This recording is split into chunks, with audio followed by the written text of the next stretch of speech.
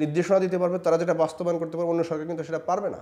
আজ আমরা কথা বলবো অন্তর্বর্তী সরকারের 6 মাস পূর্ণ হয়েছে আজ। প্রধান উপদেষ্টা যেহেতু বলছে, তাহলে হয়তো নির্বাচনের পরিবেশ সামনে আমরা নির্বাচন দেখতে পাবো।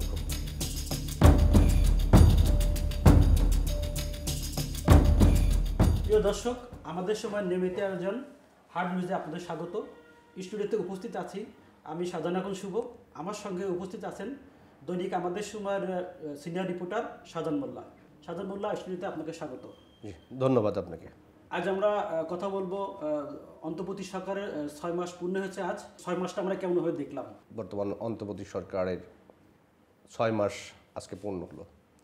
আমরা জানি যে গত বছর 5 আগস্ট আওয়ামী লীগ সরকারের পতনের পর যে সরকার গঠন হয়েছিল 8 আগস্ট, সেটা 6 মাস পূর্ণ হলো। তো যেহেতু এটা একটা বিশেষ পরিস্থিতির একটা সরকার, আমরা জানি নির্বাচিত সরকার সাধারণত 5 বছরের জন্য হয়।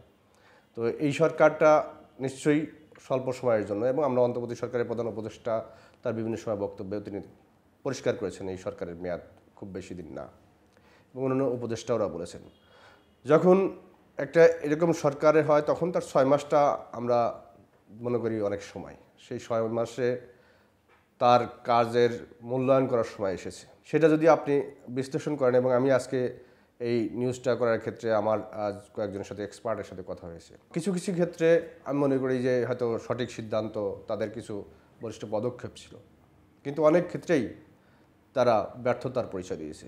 5 আগস্টের পর থেকে যেসব আইন শৃঙ্খলা পরিস্থিতি, দেশের যে অবস্থা, আমরা দেখেছি যে অনেক জায়গায় মব কিলিং হয়েছে, সেটা কিন্তু নিয়ন্ত্রণ করতে পারেনি। তারপরে দেখেছি ছিনতাই হচ্ছে, এবং আপনার কিশোর গ্যাংয়ের মতো ঘটনা ঘটছে, এবং আরও অনেক জায়গায় মানুষের বাড়িঘর পুড়িয়ে দেওয়া হচ্ছে। এবং সর্বশেষ আমরা দেখলাম কি, ধানমন্ডি 32 নম্বর বাড়ি পুড়িয়ে দেওয়া হলো। তারপরে অনেক আওয়ামী লীগ নেতার বাড়ি পুড়িয়ে দেওয়া হলো। শেখ হাসিনার পরিবারের সদস্যদের অনেকের বাড়ি পুড়িয়ে দেওয়া হলো, ভাঙচুর করা হলো। এই জায়গায় কিন্তু সরকার শক্ত হাতে দমন করতে পারতেন, যদি সরকার সঠিক সিদ্ধান্ত নিতেন, তাহলে হয়তো এটা আসতো না। কারণ দেখেন, এই ধানমন্ডি 32, সেখানে কিন্তু আওয়ামী লীগের কোনো মিটিং হতো না, আওয়ামী লীগের কোনো সভা হতো না। সেখানে একটা জাদুঘর ছিল, সেই জাদুঘর থেকে তো আওয়ামী লীগের কর্মকাণ্ড পরিচালনা হতো না। বাংলাদেশ সেনাবাহিনী সেখানে তারা গিয়েছিল, এবং ছাত্রদের বা উৎসুক জনতার প্রতিবাদের মুখে তারা ফিরে আসছে। তো এই যে পরিস্থিতিগুলো, এটা কিন্তু সরকারের থেকে তখন কোনো মেসেজ দেওয়া হয়নি, বা তাদের থামতেও বলা হয়নি, এটা দমন করার কথাও বলা হয়নি। তবে একদিন পরে আমরা যতটুকু দেখলাম যে সরকার বলছে আর ভাঙাভাঙি বন্ধ করার জন্য সরকার প্রধান বলছেন। বিশ্বের কাছে আমাদের কি মেসেজটা গেল? আইন শৃঙ্খলা পরিস্থিতি, আমরা কিছুদিন আগে দেখেছি বিএনপির এক নেতাকে মেরে ফেলা হয়েছে। ঢাকায় মানুষ নিরাপদে বের হতে পারে না, আতঙ্কের ভিতরে থাকে। দ্রব্যমূল্যের কথা, মানুষ কি চায়? মানুষ কি কখনো চায় যে আমি সরকার হব, ই হবে? মানুষ চায় কম মূল্যে জিনিস খাবে। সামনে আর কয়েকদিন পরেই রমজান শুরু হচ্ছে। সেই রমজানের আগে একটা স্থিতিশীলতা, আমরা অস্থিতিশীল পরিস্থিতি সবসময় আমরা দেখি। আগের সরকারের কাছে যদি আমি এই সরকারের তুলনা করি, তা আমাদের কাছে, মানুষের কাছে তো প্রত্যাশার কাছে বেশি। প্রত্যাশা যখন বেশি থাকে, তখন মানুষ তার ক্ষোভের কথাও বেশি বলবে, এটাই স্বাভাবিক। নির্দেশনা দিতে পারবে, তারা যেটা বাস্তবায়ন করতে পারবে, অন্য সরকার কিন্তু সেটা পারবে না, কারণ তাদের পলিটিক্যাল অনেক হিসাব নিকাশ থাকে। তো তারা কিন্তু সেটা করতে পারেনি। আচ্ছা, আমি আপনার কাছে একটু জানতে চাই যে আইন শৃঙ্খলা পরিস্থিতি কেন সরকার নিয়ন্ত্রণ করতে পারছে না? আসলে গরমটা কোথায়? কেন নিয়ন্ত্রণ করতে পারছে না সেটার ব্যাখ্যা করতে গেলে অনেক ভেতরে যেতে হবে। কারণ আপনি জানেন যে আইন শৃঙ্খলায় যারা এখন আছে, গত 15, 16, 17 বছরে আওয়ামী সরকারের যারা নিয়োগপ্রাপ্ত হয়েছে, তারাই তো আছেন। এবং তাদের যে ভেঙে গড়ে আবার নতুন করে গড়ার সেই জায়গা হাত দিতে কিন্তু পারেননি। অনেক জায়গায় চেঞ্জ করেছেন, এবং অনেক জায়গায় আনছেন। দেখা গেলো যে অনেকে অবসরপ্রাপ্তদের নিয়ে আসছেন, হয়তো বা সেই চেইন অফ কমান্ড যেটা, সেটা কিন্তু তারা দেখাতে পারেনি। তো এই জায়গায় কিন্তু আমরা দেখছি, বিশ্লেষকরা বলেছেন যে প্রথম দিকে এই সরকার যে স্পিড, মানুষের যে জনপ্রত্যাশা নিয়ে এই সরকার গঠন হয়েছিল, সেই স্পিড বা সেই প্রত্যাশা পূরণে অনেক জায়গায় কিন্তু তারা সফলতা দেখাতে পারেননি, ব্যর্থ হয়েছেন। দ্রব্যমূল্য নিয়ন্ত্রণ করতে ব্যর্থ হয়েছেন, আইন শৃঙ্খলা পরিস্থিতি নিয়ন্ত্রণ করতে। এটা নিয়ে কিন্তু এখন অনেক কথা বলা হচ্ছে। তো আমি মনে করি যে ব্যর্থতা অনেক সময় সফলতার পথ দেখায়। তো সরকার অবশ্যই চিন্তা করছেন, এবং অবশ্যই তারা পদক্ষেপ নেবেন যে দেশের আইন শৃঙ্খলা পরিস্থিতি নিয়ন্ত্রণ করতে পারলে অবশ্যই সব কিছুই আমি মনে করি নিয়ন্ত্রণে আসবে। এবং সেটাই বিশ্লেষকরা বলেছেন যে যদি এটা নিয়ন্ত্রণ করতে না পারে, তাহলে কিন্তু সরকারের জন্য কঠিন সময় সামনে। কারণ হচ্ছে সামনে জাতীয় নির্বাচন করতে যাবে। জাতীয় নির্বাচন করার আগে কিন্তু সেই পরিবেশটা তৈরি করতে হবে। দেশের মানুষ, ভোটাররা বুঝতে পারবে যে আমার ভোট দেওয়ার ক্ষেত্রে আমি মাঠে যাব, আমি শান্তিপূর্ণভাবে আমি ঘরে ফিরে আসতে পারবো ভোট দিয়ে, সেই নিশ্চয়তা যদি না দিতে পারে তাহলে কিন্তু ভোট কেন্দ্রে ভোটার আনা মুশকিল হয়ে যাবে। এই 6 মাসে দেশের অর্থনীতি আসলে কোন পর্যায়ে এখন দাঁড়িয়ে আছে? ব্যাংকিং খাতে যে অরাজকতার সৃষ্টি হয়েছিল বিগত সময়ে, সেটাকে কিন্তু অনেকটা ভেঙে দিতে পেরেছে। যে টাকাগুলো বিদেশে পাচার হয়ে গেছে বলা হচ্ছে, সেই টাকা আনার ক্ষেত্রে কিন্তু আমরা এখন পর্যন্ত কোনো খবর পাইনি। তবে অর্থনীতিতে আমরা এটাও শুনেছি যে অনেক কলকারখানা বন্ধ করে দিচ্ছে এবং বিদেশি বিনিয়োগ কমে যাচ্ছে।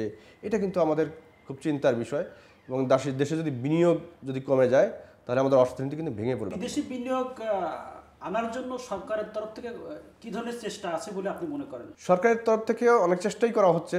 তারা বিভিন্ন জায়গায় বিভিন্ন বিদেশি ফোরামে তাদের দাবিগুলো তুলছে। তারা বলছে যে আপনারা আসুন, আপনারা বিনিয়োগ করুন, এখানে শান্তিপূর্ণ পরিবেশ আছে। কিন্তু কথার সাথে এই যে আমরা যে ঘটনাগুলো দেখছি সেটার কিন্তু মিল খুব কম, যে কারণে তারা আস্থা পাচ্ছে না বলেই মনে হয়। আচ্ছা, আরেকটা বিষয়, পাচারের টাকা ফেরত আনার বিষয়ে সরকারের উদ্যোগটা কি? নতুন কোনো উদ্যোগ আছে কি না? পাচারের টাকা ফিরিয়ে আনার বিষয়ে এখন পর্যন্ত ওরকম কোনো অগ্রগতি দেখা যাচ্ছে না। তবে তারা কিছু উদ্যোগ নিয়েছেন, তারা একটা কমিশন করেছেন এবং তারা সেই বিষয়ে বিদেশি কিভাবে টাকাটা আনা যায় সেইভাবে তারা আইনি প্রক্রিয়াগুলো দেখছেন এবং অনেক কিছু অগ্রগতি হয়েছে। তবে সেটা এখনও আশানুরূপ কিছু হয়নি। তবে সবচেয়ে বড় কথা, এখন সরকার কি নির্বাচন করবে নাকি এইগুলো করবে সেটা নিয়ে আসলো আদিকে আইন শৃঙ্খলা পরিস্থিতি, অনেকগুলো কাজ একসাথে হতে তাদের ভিতরে একটা খুব চ্যালেঞ্জ তৈরি হচ্ছে সামনের জন্য। সংস্কার কমিশনগুলোর সর্বশেষ অবস্থা কি? আমরা জানি যে কিছুদিন আগে বেশ কিছু কমিশন সুপারিশ দাখিল করেছে এবং তাদের একটা ফাইনাল প্রতিবেদন দেওয়ার একটা তারিখ আছে 15 ফেব্রুয়ারি।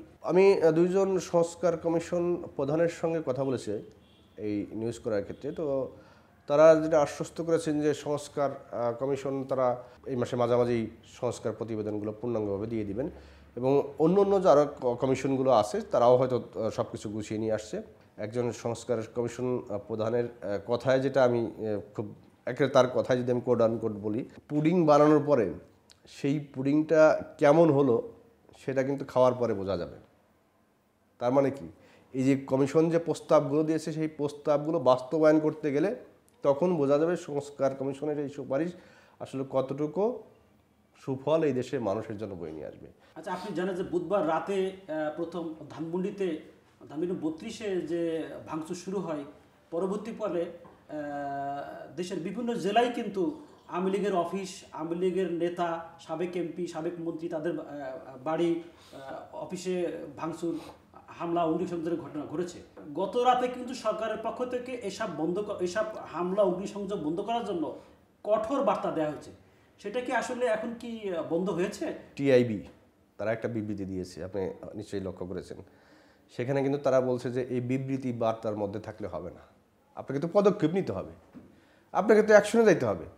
তো সেই অ্যাকশনে যদি না যান, আপনি যদি একটা যখন এই যে ভাঙতে গেল ফেসবুক লাইভ করে বা যখন এরকম কিছু ঘটলো, তখন কি সরকার পক্ষ থেকে কোনো করছে, বিবৃতি দিয়েছে? তারা বলছে যে এটা প্রোটেস্ট করো। আচ্ছা, সাধারণ মোল্লা, আপনি জানেন যে বিএনপি সহ কয়েকটি রাজনৈতিক দল মানে নির্বাচন দ্রুত দেওয়ার জন্য বারবার দাবি তুলছেন।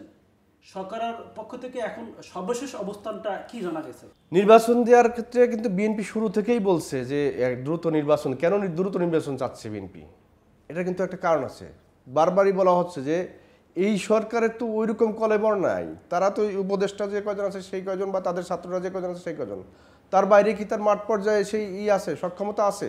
আর নির্বাচনের বিষয়ে প্রধান উপদেষ্টা সর্বশেষ এই গতকালকে কিন্তু বলেছেন যে এই ডিসেম্বরের মধ্যেই বা এই চলতি বছরের মধ্যেই নির্বাচনের দিকে যাচ্ছে সরকার এবং নির্বাচন হতে পারে, এটা সংকেত দিয়েছে। তার মানে আমরা ধরে নিচ্ছি প্রধান উপদেষ্টা যেহেতু বলছে, তাহলে হয়তো নির্বাচনের পরিবেশ সামনে আমরা নির্বাচন দেখতে পাবো খুব শীঘ্রই। ধন্যবাদ সাজান মোল্লা।